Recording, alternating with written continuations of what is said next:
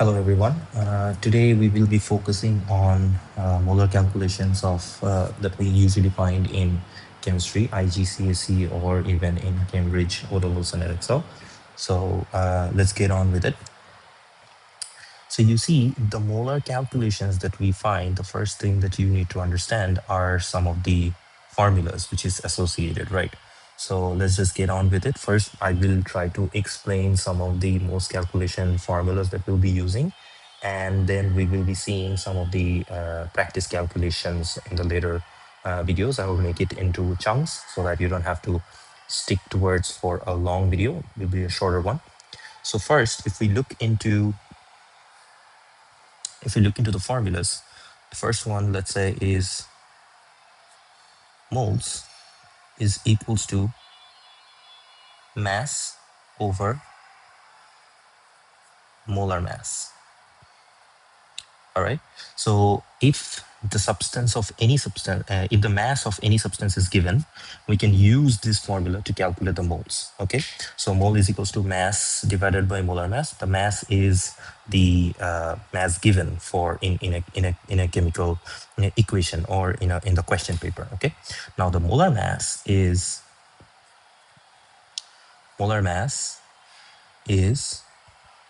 mass of 1 mole of a substance, right? And how do we calculate?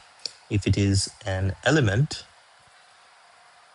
it is simply the relative atomic mass of the substance, or if it does not have any isotopes, it is just the mass number of that element.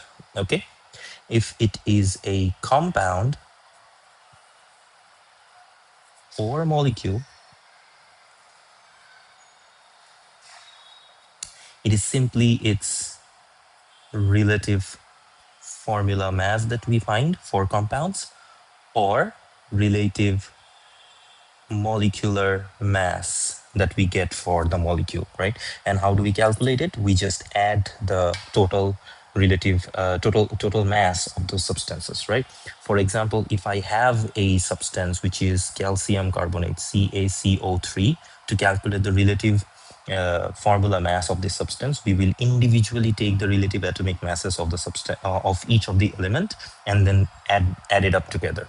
So for calcium, the value is 40, carbon is 12, and oxygen is 16, but I have 3 oxygens, so multiplied by 3. If we calculate it, we get a total value of 100. So 100 grams is our total mass. 100 gram is our total mass of this calcium carbonate. Okay.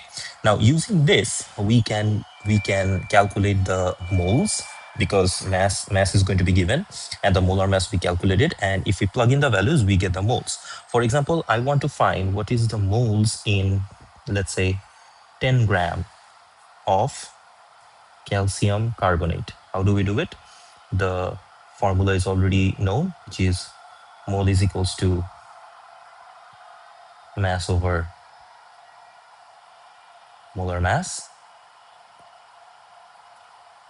and the mass given is 10, and the molar mass we have already calculated is sorry, my bad, is 100.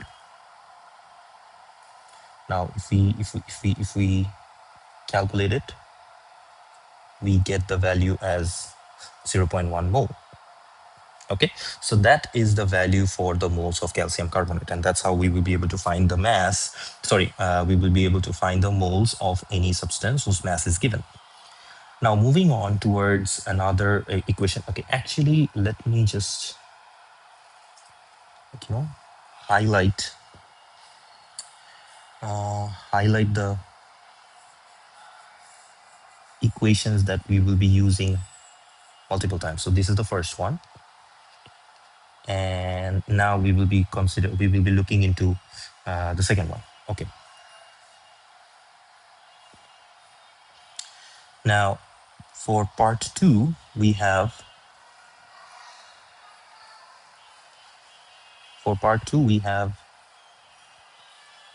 moles is equals to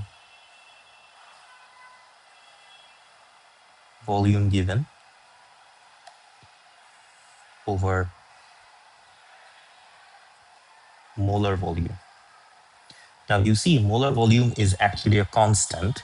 It is defined as the volume occupied by 1 mole of any gas at room temperature and pressure, and it has a constant value of 24 dm cube, or we can convert it into cm cube, which will be 24,000 cm cube. Now which value to use, right? So if your volume is given in dm cube, we're going to use 24 dm cube, and if your volume is given in cm cube, we're going to use 24,000 cm cube.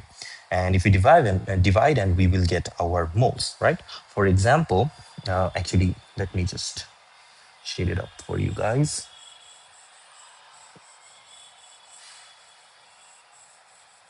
Okay, this is another one. And for an example, let's say we want to find mole of 12 120 cm cube of CO2.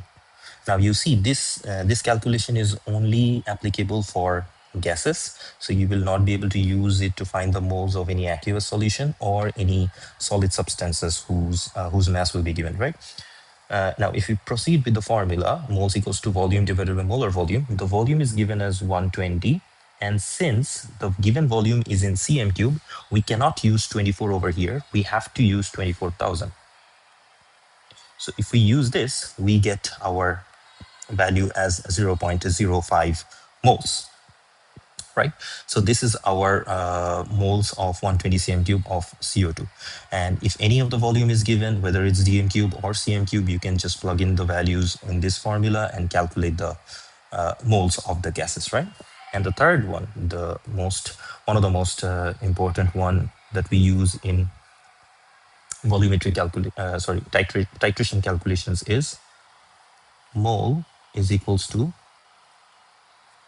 volume. We assume that the volume is given in cm cube times concentration over 1000. Now we divide it with 1000 so that using this equation, the volume gets automatically converted into dm cube, right? Because most of your concentrations are going to be given in mole per dm cube in the units. So we have to convert this volume, which is given in cm cube, into dm cube. If in the question paper, your volume is given in dm cube, you don't have to divide it into 1000. You can just use this formula of literally directly volume given in dm cube multiplied by concentration, and that is going to give you the moles, right? Directly. We don't have to divide it with 1000. Okay, so now if we use a example, let's say we want to find the mole of 25 cm cube of 0.02 mole per dm cube hydrochloric acid, then your calculation is going to be 25 times 0.02 over 1000, because your cm cube, the volume of HCl is given in cm cube, right? So if we calculate this, we get a value of 0.005 mole per dm cube, or you can actually write it in standard form as 5 into 10 to the power minus 4 moles. Okay, we can also write it like this, right? So these are some of the the equations, the most frequent equations that we are going to use to calculate the moles of the substances, right? And in the next video, we will be using these formulas to calculate the questions that usually come up in the question.